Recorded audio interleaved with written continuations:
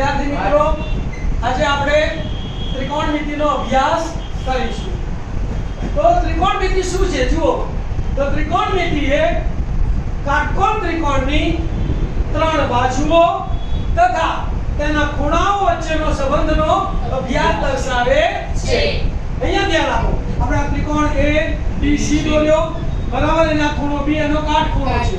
તો ત્રિકોણ ABC માં ખૂણો B બરાબર 90 હોય તો એનો AC રેખાખંડ શું થાય? કર્ણ. AC રેખાખંડ એનો કર્ણ છે અને ખૂણો A અને ખૂણો C એકબીજાના કોટિકોણ છે. તમને ખબર છે કે ત્રિકોણના ત્રણેય ખૂણાનો સરવાળો કેટલો થાય? 180. એમાંથી આ 90 અંશ બાદ કરીએ તો આ બેનો સરવાળો 90 મળે કે ના મળે? જે બે ખૂણાનો સરવાળો 90 થાય એને એકબીજાના કોટિકોણ કહેવાય. બરાબર? તો ખૂણો A વત્તા ખૂણો C બરાબર 90. હવે ત્રિકોણમિતિની ઓરિજિનલ વ્યાખ્યા ધ્યાન આપો. તો ત્રિકોણમિતિ એ કાટકોણ ત્રિકોણની કોઈ એક કોટિકોણના, કાં તો આ કોટિકોણ લો કાં તો આ કોટિકોણ લો, બરાબર, એના અનુસંધાનમાં લીધેલી બે બાજુઓનો ગુણોત્તર છે. શું છે ત્રિકોણમિતિ? બોલો. ત્રિકોણમિતિ એ કાટકોણ ત્રિકોણના કોઈ એક કોટિકોણના અનુસંધાનમાં લીધેલી બે બાજુઓનો ગુણોત્તર છે. વિપારક નામનો ગણિતશાસ્ત્રી થઈ ગયો જેના ત્રિકોણમિતિ શોધી. તો જુઓ, આપણે આ ખૂણાને આપણે થીટા નામ આપીએ તો આ ખૂણાની આ કઈ બાજુ કહેવાય? સામેની. અને આ ખૂણાની આ કઈ બાજુ કહેવાય? પાસેની. અને આ એનો કર્ણ. આ એની સામેની બાજુ થઈ, આ એની પાસેની બાજુ થઈ. અહીંયા આપણને 6 ગુણોત્તર મળે. સામેની છેદમાં કર્ણ, સામેની છેદમાં પાસેની, પાસેની છેદમાં કર્ણ, પાસેની છેદમાં સામેની. હવે પહેલા કર્ણ લઈએ તો કર્ણ છેદમાં સામેની, કર્ણ છેદમાં પાસેની. આ 6 ગુણોત્તરને વિપારક છે જુદા જુદા નામ આપ્યા. તો હવે આપણે ત્રિકોણમિતિય ગુણોત્તરનો અભ્યાસ કરીએ. તો પહેલો ગુણોત્તર છે કે કાટકોણ ત્રિકોણમાં થીટા ખૂણાની સામેની બાજુ અને કર્ણના ગુણોત્તરને થીટા ખૂણાનો sin કહે છે, જેને ટૂંકમાં sin થીટા કહે છે.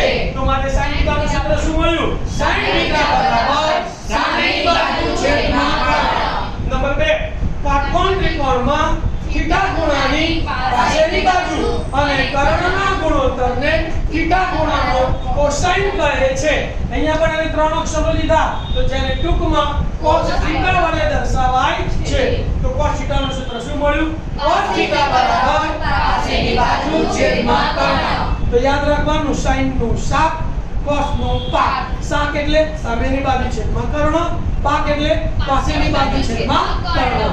તો sin થીટા નું સૂત્ર યાદ રહી ગયું. sin થીટા બરાબર સામેની બાજુ છેદમાં કર્ણ અને cos થીટા બરાબર પાસેની બાજુ છેદમાં કર્ણ. દાખલા તરીકે આમાં 3 છે, આ 4 છે અને આ 5 છે. તો sin થીટા નું માપ કેટલું થાય? 3/5. અને cos થીટા નું માપ કેટલું થાય? 4/5. ક્લિયર? ઓકે. તો આપણે ભણ્યા સામેની છેદમાં કર્ણ એટલે sin થીટા, પાસેની છેદમાં કર્ણ એટલે cos થીટા. આપણે સામેની અને પાસેની બાજુના અને પાસેની અને સામેની બાજુનો ગુણોત્તરનો અભ્યાસ કરીએ. તો નંબર 3 બોલો.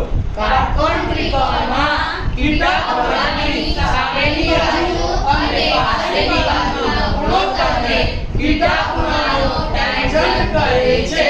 તેને ટૂંકમાં tan થીટા વડે દર્શાવાય છે.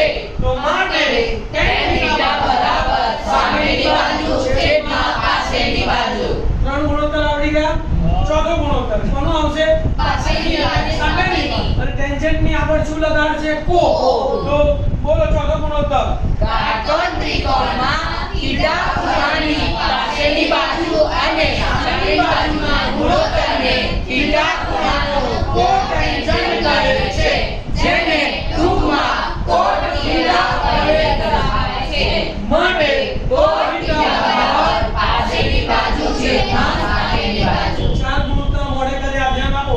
સામેની છેદમાં કર્ણ એટલે sin થીટા, પાસેની છેદમાં કર્ણ એટલે cos થીટા, સામેની છેદમાં પાસેની એટલે tan થીટા, પાસેની છેદમાં સામેની એટલે cos cot થીટા. થીટા. હવે પહેલા કર્ણ લેવાનું.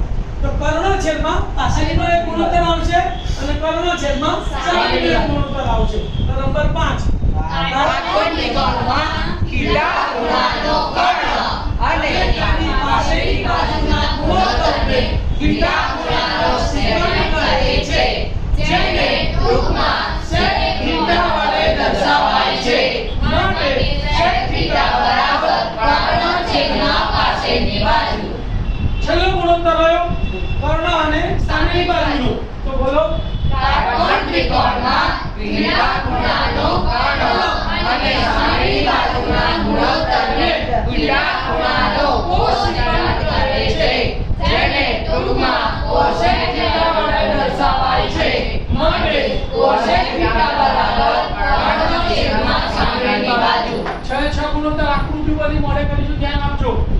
સામેની છેદમાં કર્ણ એટલે sin theta.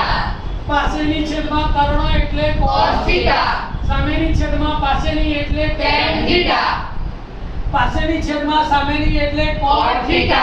કર્ણ છેદમાં પાસેની એટલે sec theta. કર્ણ છેદમાં સામેની એટલે cos cos theta. theta. તો આ થતા ત્રિકોણમિતિય ગુણ